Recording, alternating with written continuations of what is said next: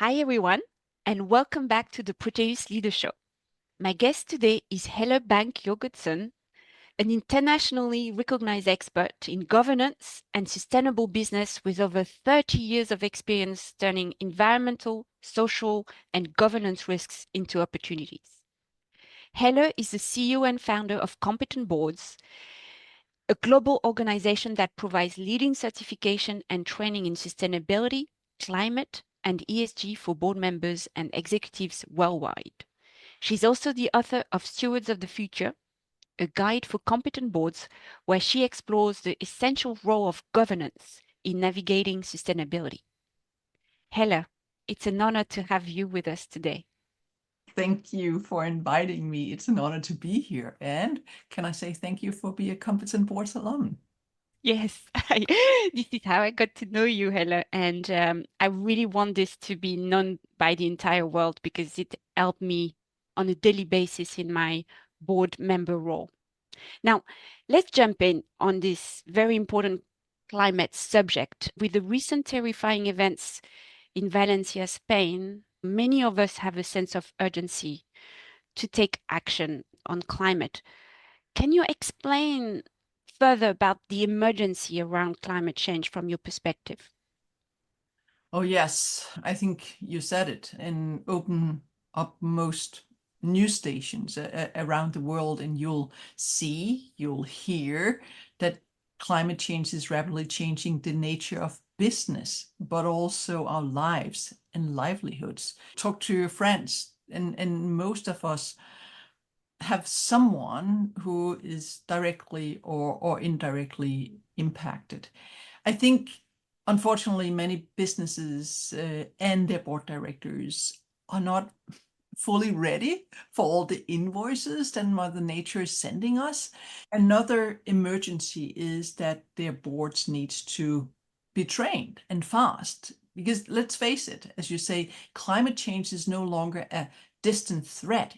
It's here, and Mhm. it's reshaping the way business operate, the way we operate.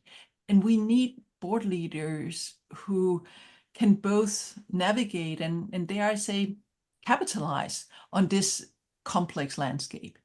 So you, current and future board leaders must understand climate and governance challenges. And that's competent boards enable board leaders to do that. And that's why that's why I founded Competent Boards, to ensure that current and aspiring leaders gain the knowledge and tools to not only meet, but also to lead the response to these urgent climate challenges. Yes. And it's such a complex issue. I don't doubt that all of us as leaders, we want to do something about it. Now, where to start? So, your book, Stewards of the Future, highlights that growing role of governance in tackling climate issues.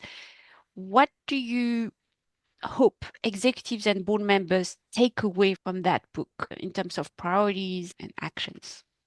I think one of the sentiments that many are sharing after having read it is what, and I have it here, Chad Holliday, who is the former chair of Bank of America and Shell, wrote when I asked him to do a praise for the book. And he wrote, I wish I had read this book many years ago. And then he talks about the value and the insight and foresight that I share in the book. And I also hear that leaders are using the book to think differently and on how to be more proactive. One of the things we really need to do, we can't just sit and wait. And what's that next best practices will look like? How do we see around corners and support networks with other forward-thinking leaders will be crucial factors for future board leaders to successfully guide the companies through the climate challenges, both of today and tomorrow. And I guess Mm, I'm proud that Competent Boards offers these individuals and boardrooms this unique opportunity to develop these assets, I don't know what to call it, and become leaders in the field like you. yeah.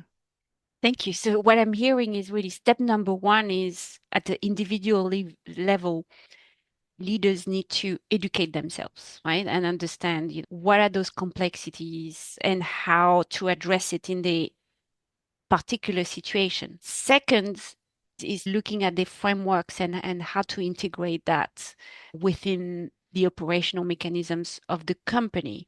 And so it's not just something on the side. Now, on that, because I find it tricky, what are good examples that you've seen? I mean, you've interviewed so many CEOs that have done that. What is the secret sauce to do this?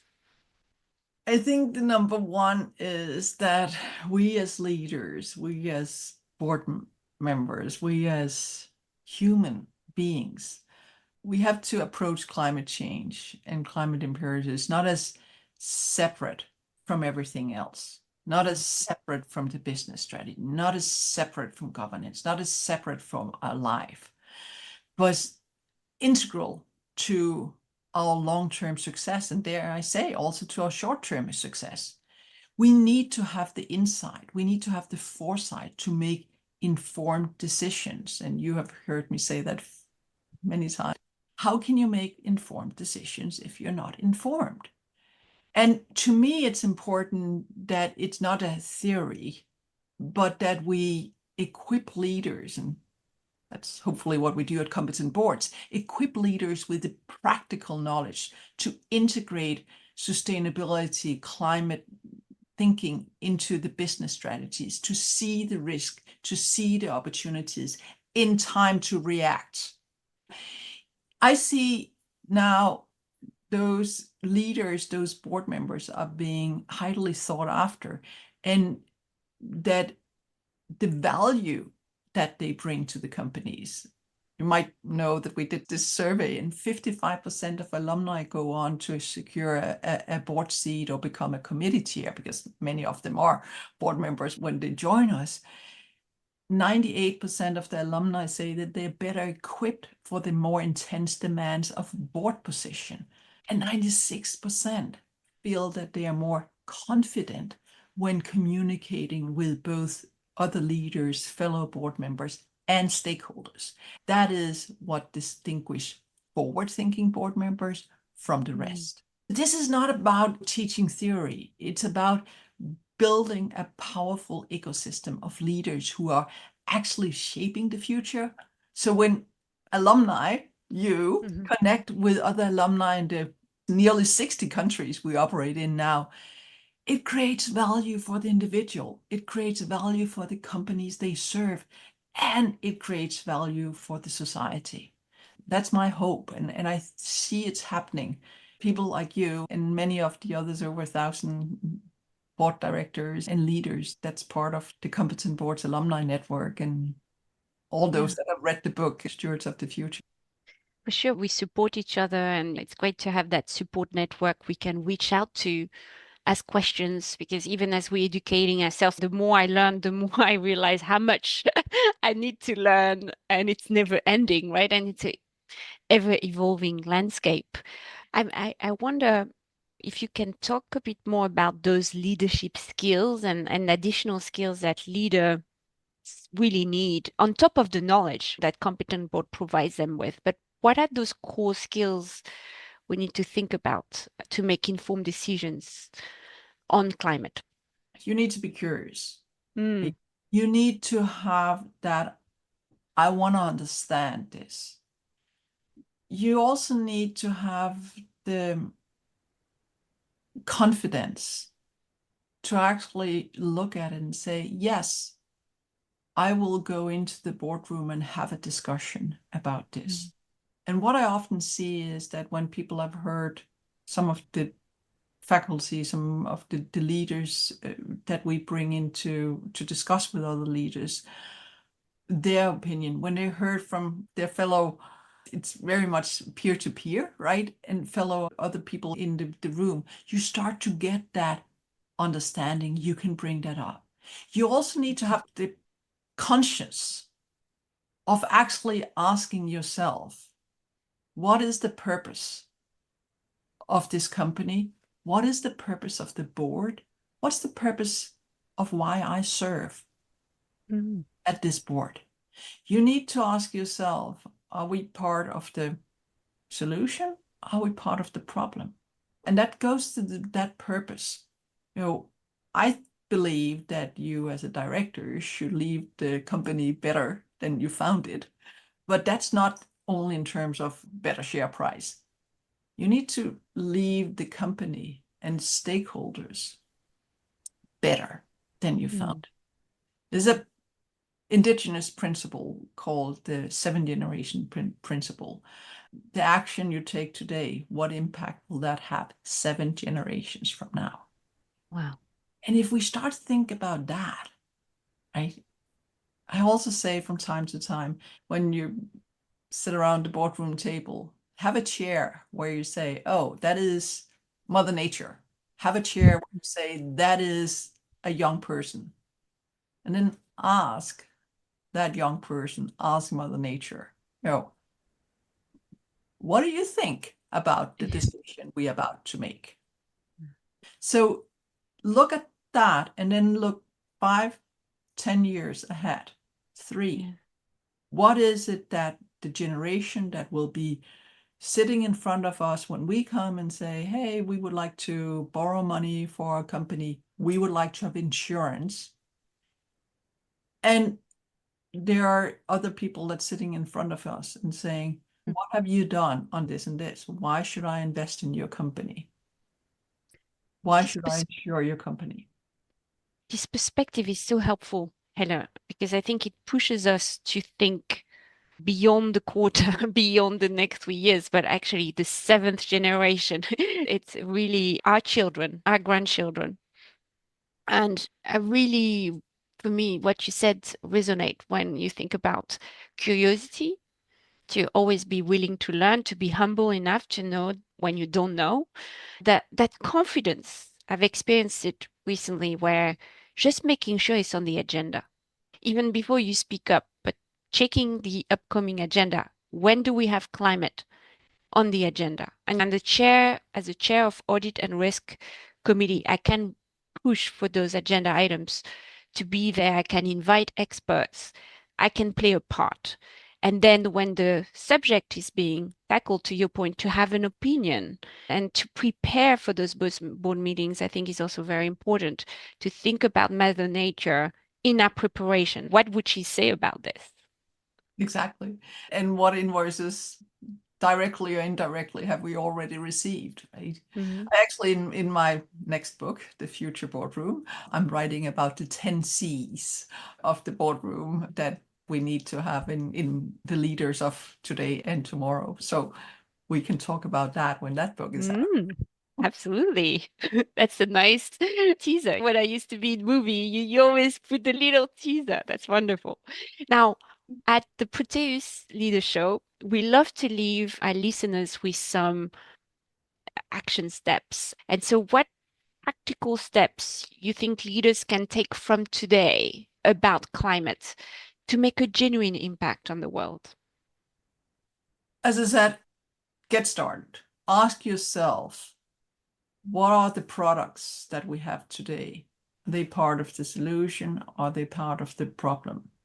Ask yourself, what is it that our employees will be saying about what we do in a few years' time? Will we be able to get those employees? Will we be able to get the finance we need? Will we be able to get the insurance? Questions like that, it informs you about what are the steps that you need to take. Then need to ask that question, as I said, also in terms of purpose. What is the purpose? But also, do we want to be a leader? Do we want to be a follower? Do we want to not be a going concern? Right? Where do we want to be on that? What we need right now is we need not only leaders, we need courageous leaders that will step up, that not only talk about what they are to do, but actually look at it as this is the way forward. We can have all our retirement funds. But if we're sitting there and looking at fires and floods and droughts and can't really go anywhere, is it worth it? Or would it be better to do something right now? I think it was actually a British newspaper. I think I just saw what it says in terms of what's happening, as you started with in Valencia. Oh, adapt or to climate change or die. It might be a little bit, but clearly we have lost a lot of people also in Valencia, as we lost a lot of people in North America, as we lost a lot of people in Bangladesh, as we lost a lot of people in India, all around the world, China. So this is not just something that is in the newspaper. It's happening every single day, and it's impacting not only the lives, it's impacting the businesses, it's impacting the supply chains. And hey, we all know that if one of your loved ones, let's just say the basement is flooded, that impacts you. It impacts those that people that goes to work thinking about, oh, what should I do with that? So it's also impacting right now the productivity if we really want to be very pragmatic. So there's just one way, and that is start to understand all of the impact and how we can mitigate and adapt to a different world. Thank you, Helle. It's a serious issue and a call to action. When I listen to you, I feel the urgency and the responsibility to take part in the solution. I'm so grateful you shared those valuable insights with us today, especially because you've highlighted both the governance part of it, but also the practicalities of it and the key questions we need to ask ourselves and our boards and our businesses. Listeners, if you're interested in learning more about Helle's work and Competent Boards programs, visit competentboards.com or read her book, Stewards of the Future. Or the next one, we'll do another podcast about that. And to see how Proteus support leaders and organizations in aligning purpose and performance, visit us at proteus-international.com. Thank you, Helle, again. Thank you. Wonderful to be here with you. So thank you all for listening. And until next time, here's to creating the life you truly want.